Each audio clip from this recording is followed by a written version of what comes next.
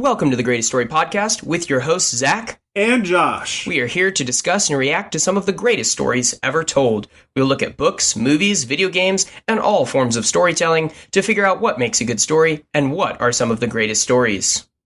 Nice. We're back. We're back. Yep. I can't make I'm trying to think of a Greek reference. Just like Troy, I guess I failed. Oh, wow. There you go. I at least had that up my sleeve. Something about Pandora's box. Something about Pandora's box. And you know what else we open? We open with call-outs. There we go. Yeah, there we go. That was rough. Anyways, we want to give a shout-out to our Pathfinders. So, Pathfinder Champion, Paige S. Pathfinder Commodore, Peggy B. Pathfinder Captain, Joanna B. Pathfinder Cadet Kirsten, and Pathfinder Cadet Lauren. You guys are champs! Yay! Well, Zach, what are we talking about today?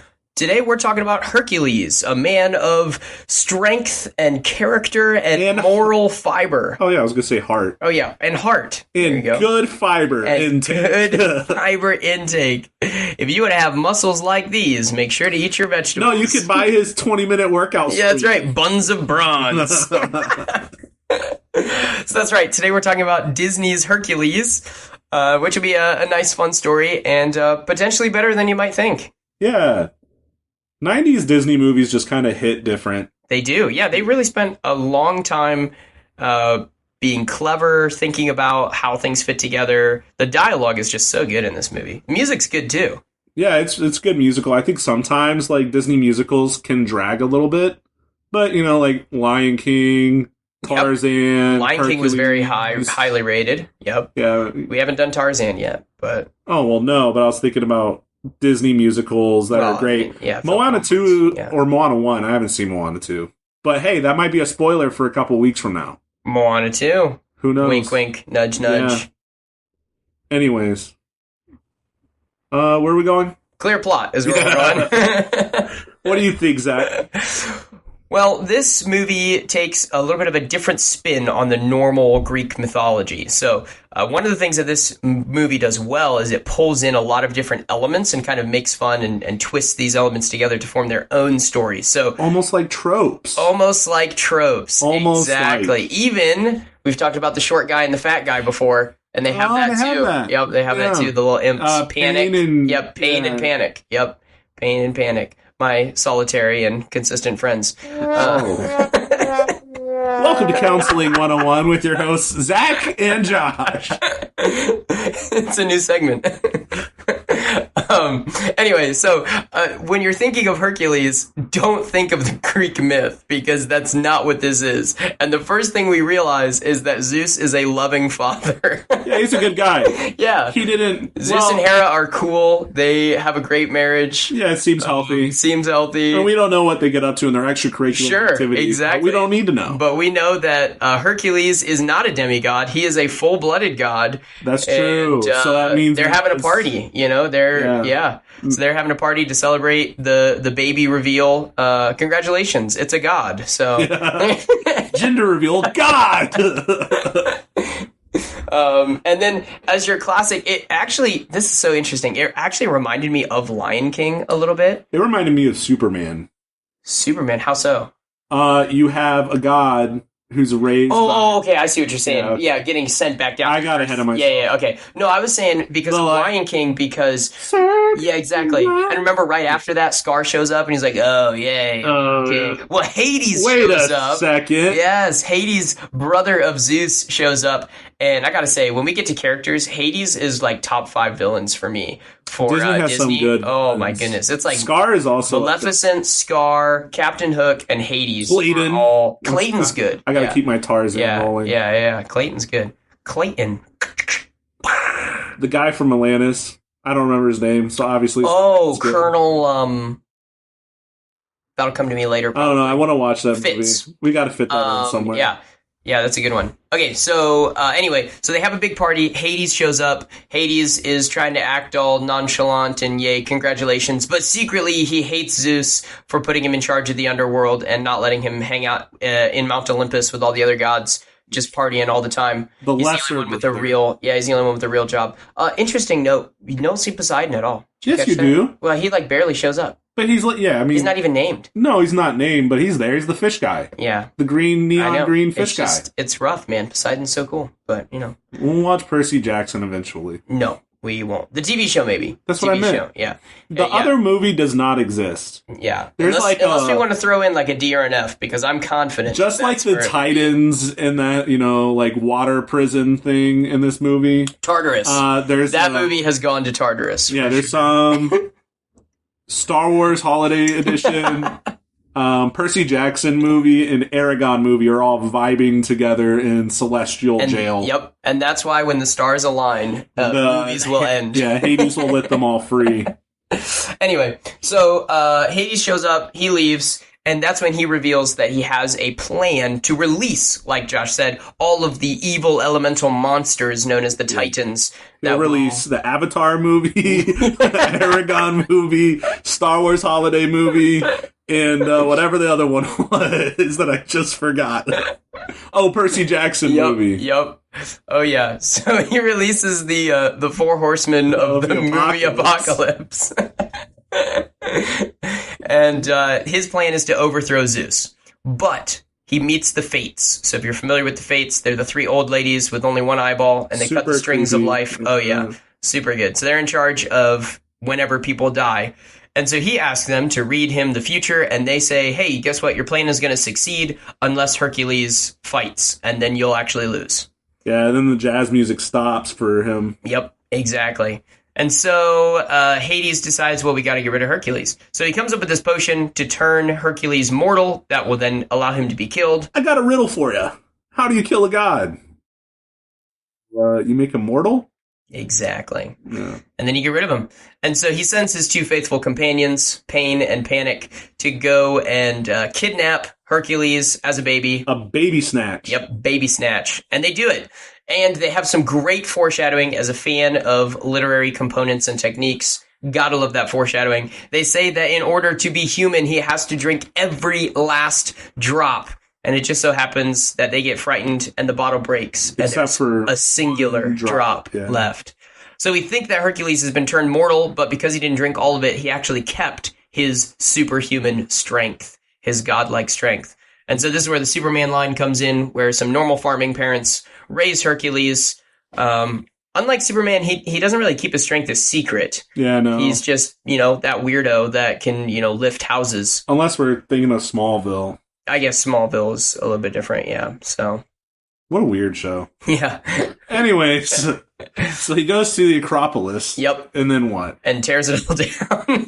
I guess we jumped a little bit. We wait 18 years, and then he goes to the Acropolis. Yep. And basically the story unfolds, and you see that Hercules has a rough childhood. He wants to be normal, but he's definitely not normal. Destruction follows wherever he goes. And then adopted dad is like, hey, by the way, you're the son of a god.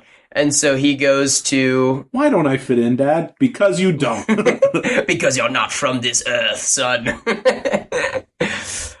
So he goes to the Temple of Zeus, and Zeus is like, yeah, it's true, I'm your dad. But you can join us on Mount Olympus if you prove yourself a true hero. Then you can become a god and be reunited with your parents. And so that sets off Hercules' journey, where he has to become a true god and a true hero, and he ends up going through and saving all the people, and it turns out his accomplishments are just not enough until he sacrifices his own life for the sake of another, which is the mark of a true hero, and he is able to become a god, defeat Hades, and live happily ever after. You really condensed the back half there. Yeah, well, the back half, I mean... I've noticed we do this thing where we're like, let's explain the plot, and we're like, in intricate detail. Here is everything that happens in the first act, and then, the second and third act happen. Well, I mean, it's all set up, right? So the setup is super important, and then it's really just a bunch of musical numbers after that. I don't. There's more than that, but well, it's a montage. He has a Rocky training montage with Phil. Yeah. I gave Meg shows up. Yep. Anyways, we'll get to Meg. She's in characters. Yeah, good. Yeah, cool. Okay, I think it's a pretty good plot. I don't know. I mean, it's pretty straightforward. Yeah, it's It's not quite. It's not a real hero. Well, there It's are kind of like there a are hero's journey. Yeah, I was going to say there are a lot of elements of hero's journey. There's a mentor. He's got his own dreams. He has to overcome challenges, literally physical challenges. Yep. He has a internal conflict. He eventually discovers something about himself at the end. He has a point of no return. So He has a return to normalcy. For the most part, yeah. No, literally like the ending. Yeah, because he goes back. Yeah. Because he, spoiler alert, decides not to be a god so he can be with Meg. Yeah. Yeah. What a heartthrob. I know. I'd stand for Meg too. Pretty good. Yeah. Good for him. There you go. Yeah. Actually, I can't wait till we get to character arc because Meg actually has a great character arc. So, okay. Well, speaking of that, let's transition into character arc. Wow, what an accident. I know. A happy little accident. Serendipitous. Okay. Well, I guess I'll start Hercules then. Sure. Go for it. We'll just start from the top. Yeah. So Hercules... From the top of Mount Olympus. Yeah, and then cast down into the poor farm land of Greece. When you meet Hercules, he's obviously insecure. He's, it's a coming-of-age kind of side quest film where he wants to fit in. We've covered that. He has no friends. His big question is, like, where do I belong? He has a nice song about it. And you watch him evolve, right? Once he meets his dad, Zeus, he gets a little more confidence. And then he goes, trains with the satyr Phil, whose real name I'm not going to try to pronounce. Philocrates or something like that. Yeah, it's close enough. And if we get 5 million subscribers, we will have the mythical satyr himself. That's Phil's boy. Anyways, but Hercules trains. He gets overconfident.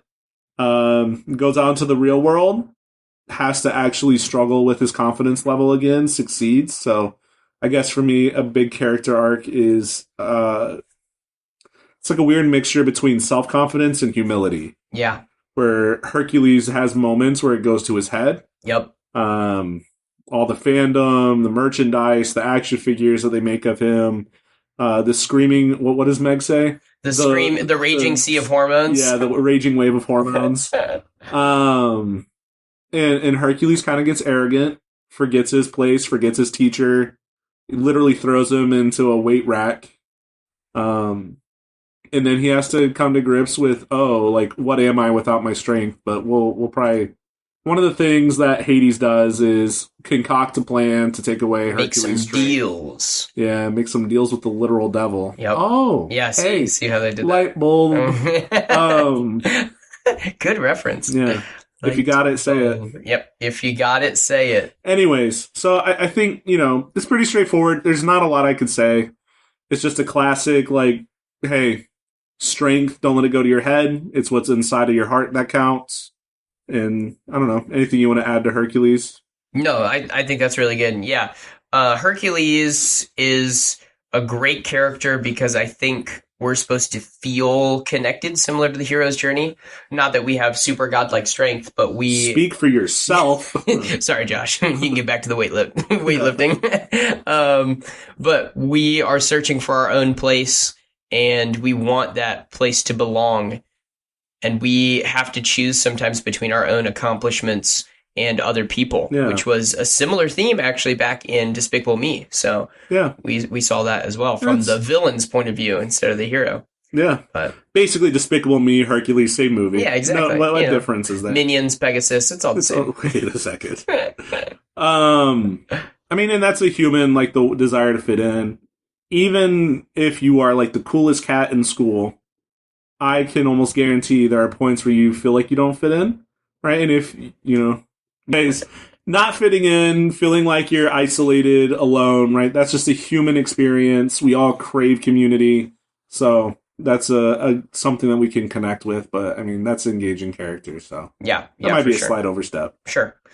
So then we have Meg also. Yep. And Meg has a character arc because she starts off very cynical, very kind of anti-community, anti the world. Yeah. She's been hurt before. She severely hurt. Yes. To the point where she Tragic. had to make a deal for her soul with the devil. Well, no. She trades her soul. Right, but that's what I mean. She trades her soul. The deal was for her soul. boyfriend. For her boyfriend, who then up and leaves. Yeah, it's been a slice. Boom.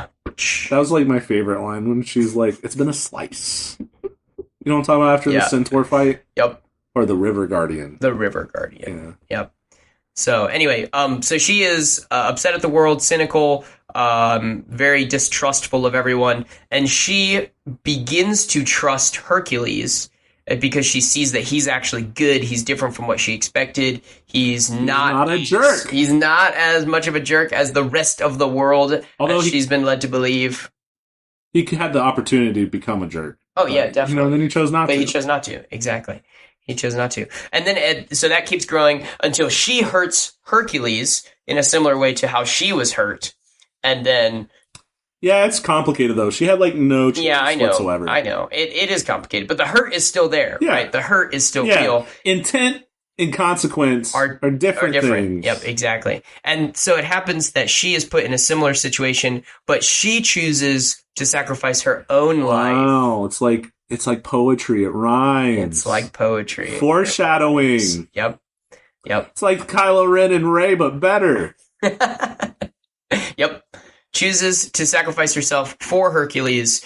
And this is not just like an ultimate act of love, but I think it's her in her character arc finally viewing the world in a trustful and good sense and not being consumed by bitterness. Or it's a return to good. Yeah. It's like she lost that. Yeah. I'm going to say innocence. I don't think it's innocence. No, it's not innocence, but it's like a trust in the world, a goodness, relational, And I mean, betrayal hurts, and it does become bitter. Yeah, it carves a piece of you out, and you have to. Hate leads to anger. Anger leads to hate. Yep. Hate leads to suffering. And suffering leads to a whole village of Tuscans massacred. Right. Hades.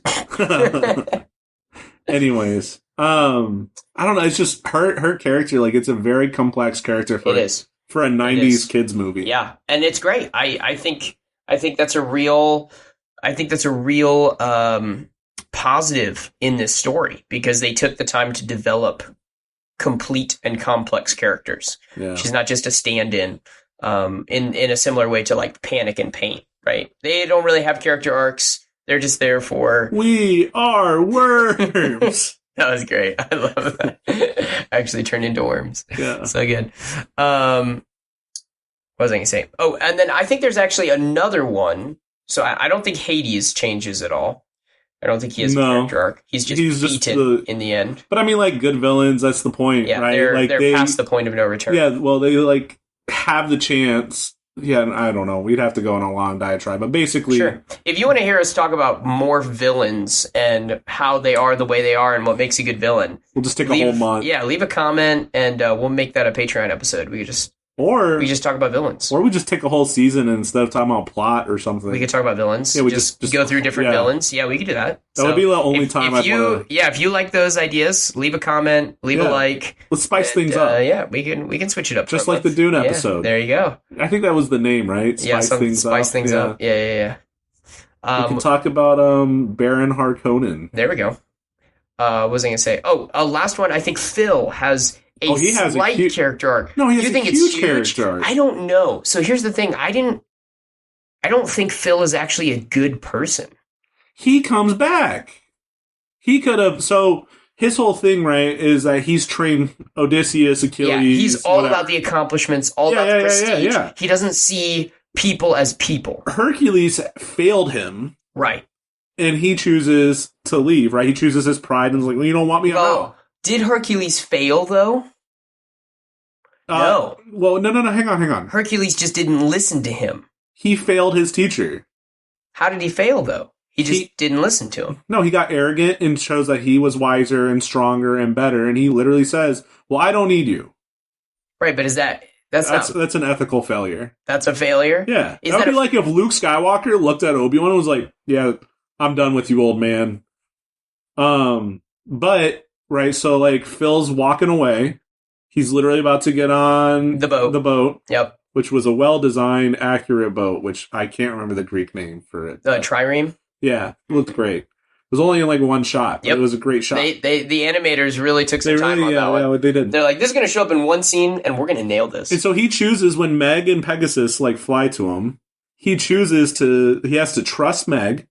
He has to lay down his pride because he's right, and he knows he's right. Yep, that's true. And then he has to go back to Hercules, who it does not have his super strength. So he's laying down the Hercules as a vehicle for success and saying, I choose Hercules as a person. Yes. Okay.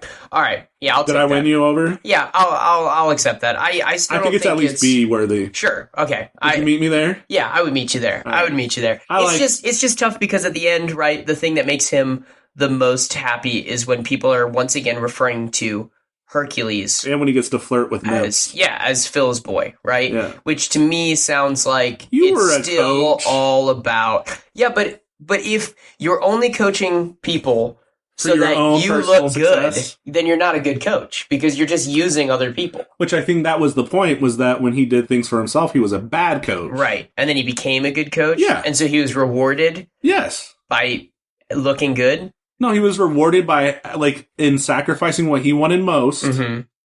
he actually got what he wanted in the end. And that's a classic, Okay. that's a Well, there you classic go. story Yeah. trope. All right. I'll accept that. That's good. Any other character arcs?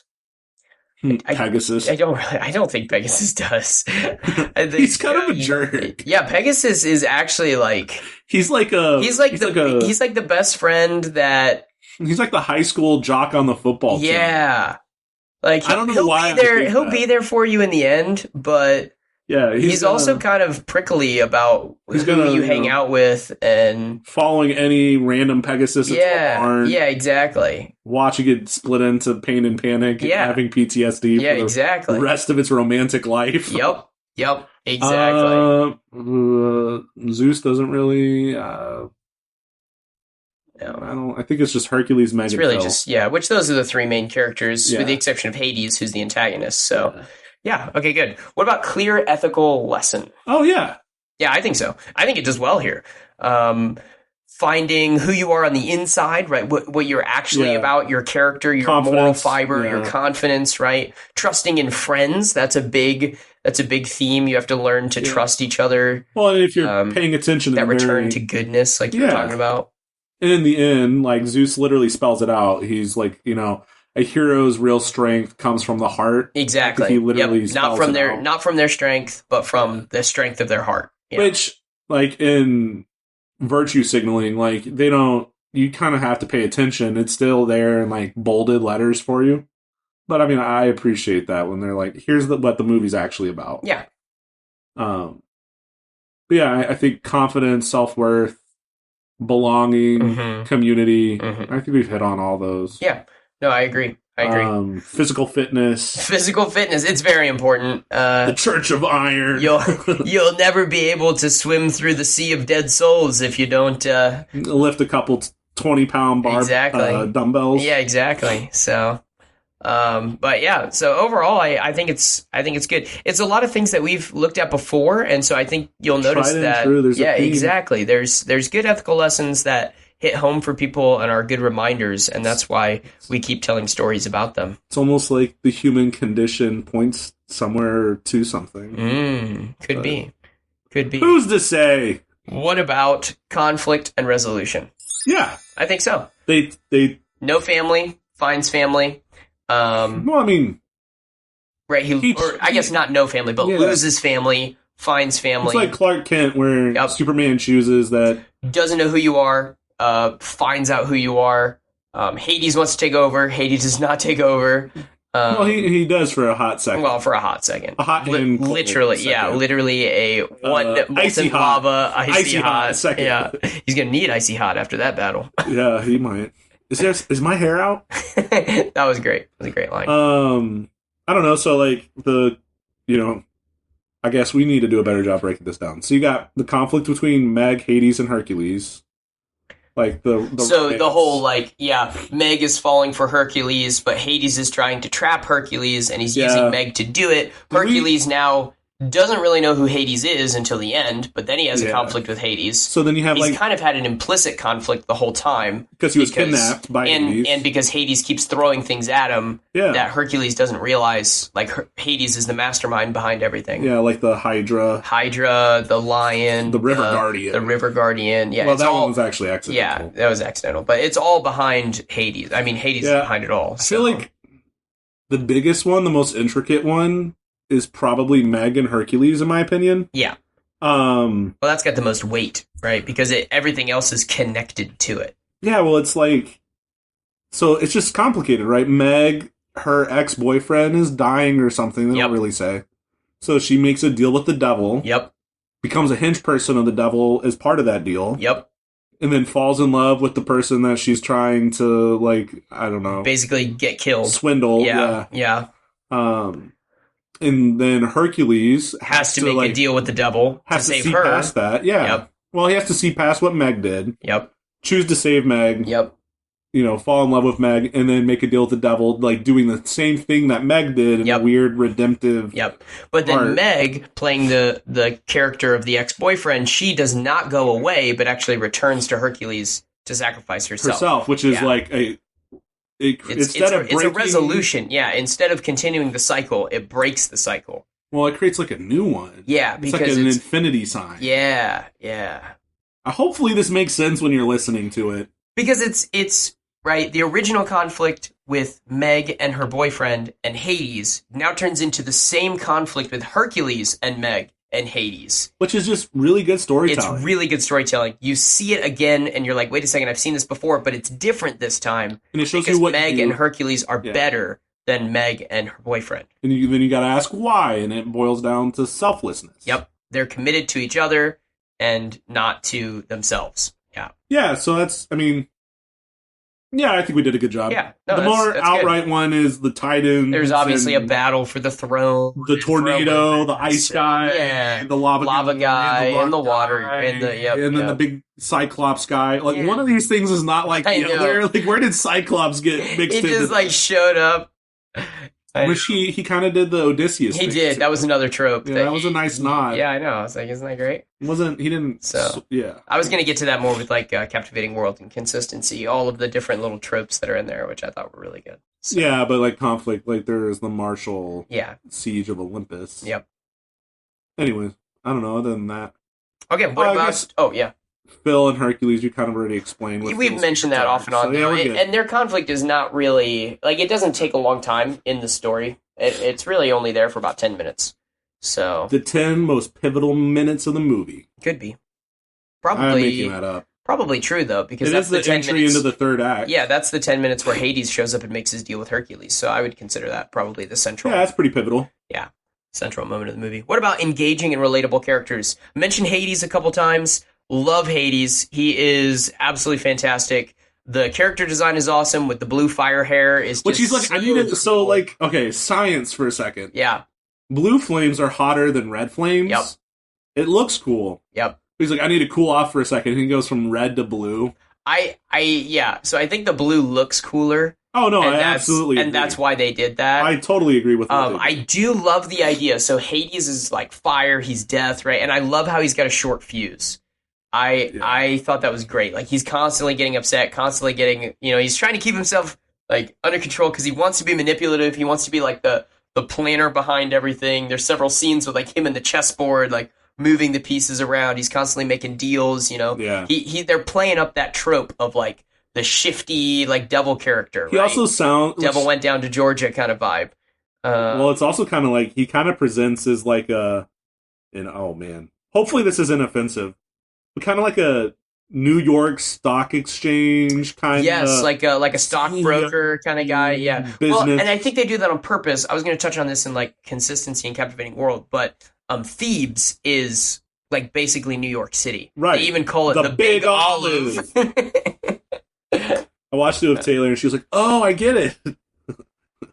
Yep. So, yeah, I love Hades. Like we've talked about a little bit earlier, he's in, my top 5 villains for Disney. Disney has some good villains. He is so good. He is really good. And I think a lot of the best villains have a lot of things in common, right? The trope of the villain... They look cool. Well, they look cool, but the trope of the villain being smart and making deals to accomplish their goals. Almost like there's an archetype. There's an archetype there, right? Convincing other people in a serpent-like way, if you will. Oh, if you would. To sneakily get people to make the wrong choice, right? One might. You see this with Scar. We talked about Scar, right? He makes a deal with the hyenas, makes a deal with Simba, right? Tries to convince people and twist the twist the narrative, right? The old apple lady. The old apple lady. Yep, exactly. The evil queen, is that what you're talking about? Yeah, and the spindle, Yep. the other one. Yep, Maleficent. Yep.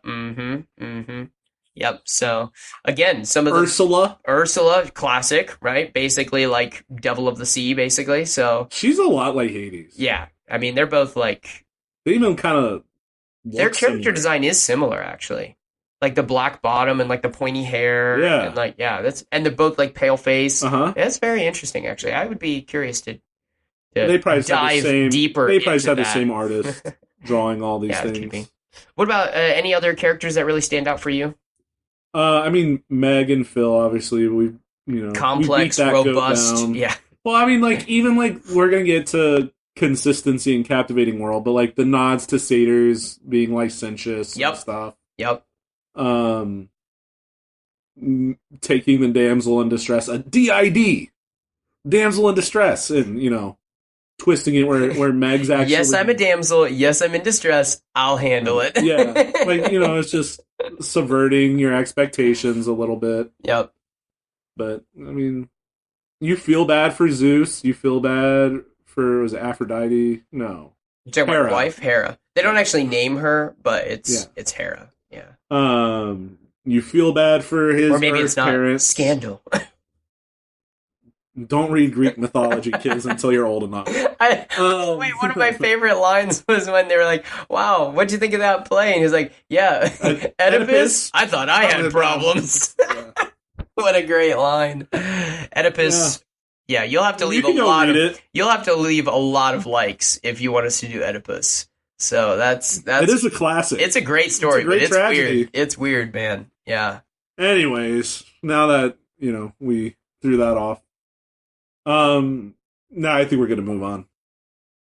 Okay. Well, what about Captivating World? Hey, Hellenistic, Greco culture, great. New York, great. Yeah, they basically just take our understanding of humanity and throw on like a little bit. What do we think that Greek frosting? Like? Yeah, But I mean, aesthetically, it all is consistent. It makes sense. It looks good. Yeah. They are tongue in cheek with all the Greek gods. Oh, yeah, tons. In a very in a funny but sanitized way. Yeah. I like really how well they done. do their transitions with the clay pots and the muses and the goddesses of music and art, kind of almost like telling the story for us, which is really cool. Telling really cool us way the to gospel do narration. truth. Yeah, exactly. Yeah, I really enjoy it. I think it's like I think it's A or B. It's really draws you in. It's really good. I mean, like the Greek mythology is the OG playground for superheroes. Yep. It's the archetype, right? Like I don't know. Everybody has to pull from it. Yeah, for sure. One thing I do want to say is I again appreciate animation because I was thinking about this. If like Disney tried to make a live action Hercules, it'd be weird. It would objectively suck. Yeah. Well, they'd have to completely change the story because you can't tell the story that they told in live action. Well, at one point he grabs the tornado titan with like the other like the ice, rock, and lava titan in it. Yep. He throws it into outer space. It creates a Death Star sized explosion. Yeah. Well, that's what happens when Earth, Wind, and Fire get on a roll. Earth, Wind. That's just Avatar, the last Airbender. He went Avatar state or whatever it's called when his arrow turns blue. But I was thinking like specifically that scene, it would be obnoxiously ridiculous to put that in live action. But in animation, you're like, oh yeah, that makes sense. That totally works. Yeah, that's good. I get it. Right, because with animation, it's supposed to be kind of out there. It's supposed to be unbelievable. It's supposed to get the point across for the story. And there's a lot of leeway in how that actually comes across. Yeah, I mean, in real life, if you had a satyr flirting with everybody, it would just be creepy. Yep. In live action. If you had... It was still creepy for me, but, it's okay. It was a cartoon. Oh, well. Yep. Yeah, so I think it's good. What about consistency? Oh, yeah. So it's less for me. I think it's good. Yeah, I was about to jump in head first. Yeah, I think it's good. I think it's funny, right? Like they have some nods to other Disney things. Like the Nemean lion skin is actually Scar, which is great. I think that's a great callback. They reference the 10. The Muses sing a song about Hercules going 10 for 10, which is a reference to the 10 Herculean tasks. They have things like the Hydra in there. They mention Achilles. They mention Achilles. They mention Pandora. Yep. They mention with Pandora it was the box thing. Yeah. I love that. Find Odysseus out what people want and give it to them. Yep. Odysseus gets a name drop. I mean, like it's all out of order. Yeah. Right. It's like if you took all these things and were like, yeah, there's no chronological. Yeah, exactly. Which in itself is kind of a nod to Greek mythology because the mythology part is all of a mess. Yep. Like it's hard to pin a chronological order. Yep. In like the Greeks, what they wrote out for fun themselves. Like it's hard to trace. So, maybe that's actually an homage. Who knows? Like, everything's happening at the same time. Yeah, maybe it's super clever. Oh, the one was Cleopatra. Oh yeah. That one threw me. Yeah, because you're like, okay, that's like, yeah, that's not really Greek. Yeah, that has nothing to do with Greece, actually. Yeah. I mean, I would have rather than mentioned Alexander the Great. Yeah, that would have been better. So, but especially because historically he actually referred to himself as the son of the gods. So he found Achilles' armor, and he's like, I am literally Achilles incarnate, and his mom told him, yeah, you are the son of Zeus. She literally was like, he lived like I had an affair, and you are the son of Zeus. Oh, did she have an affair? I mean, wow. That's what she was saying, A snake does show up in that story as well. Yep. Just so saying. Interesting. Yeah, just saying. People treated anyways, but we're not here. Yeah, we're not here. Yeah. If you want to see an episode on Alexander the Great culture, and Hellenistic culture, Macedon taking over everything. Let's go. Let us know. Yep. We'll have to start with Philip II. Yep. Philip II of Macedonia. Wow. I did not think we were going to get I know, crazy. So we'll just have to go through Troy. We'll have to go through all of it. Yep. The Philistines might make an appearance. The Philistines, ooh. That's one of my favorite history conspiracy theories, is that the Philistines are actually the survivors of Troy. Whoa. That actually makes sense. Well, because they're called the Sea Peoples. Yep. They came from the coast. They stuck to the coast. And then if you look at art depicting Philistines, they're wearing basically hoplite armor. Yeah, and they're one of the first nations to really capitalize on iron and bringing weapons of iron to the Middle East. Oh my goodness. That's one of my favorite historic conspiracies. That totally checks out. Wow, that's really good.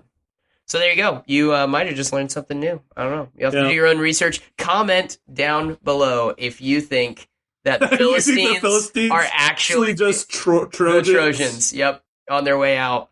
Yeah. Okay. Well, anything else for consistency? No, I'm good. Okay. Again, cartoon makes it all better. Yeah, cartoon makes it all better. If this was live action, no. Yeah, just putting this out here. Disney, do not make a live action of this. We don't need it. We don't need it. You've got something that's good. We don't need it. Okay. Yeah. So with that, we just want to remind you to comment down below some of the things that we mentioned in this episode. And just want to give you a reminder to sub and to look at us on Patreon. So you can join as a free member, or if you feel so inclined, you can give us money there. And we've got tons of extra posts coming up and some extra bonus episodes coming. A new shorter episode is kind of in the works that we're going to start doing as part of that sequence. And the first one is going to be free. So just come on over and check us out over there. Yeah. All right. Well, what do you think, Josh, as a final overall? Final overall? If is good. If is good. I'd give it a solid A. Yep, I think that's where I am too. So it's just good. It's similar to Lion King. It's based off of some good stories. I mean, if you notice, guys, storytelling has been around for a long time. If it ain't broke, don't fix it. Absolutely. So there you go. Yeah. All right. Any witty last words? Anything? It's all Greek to you? It's all Greek to me. Rough.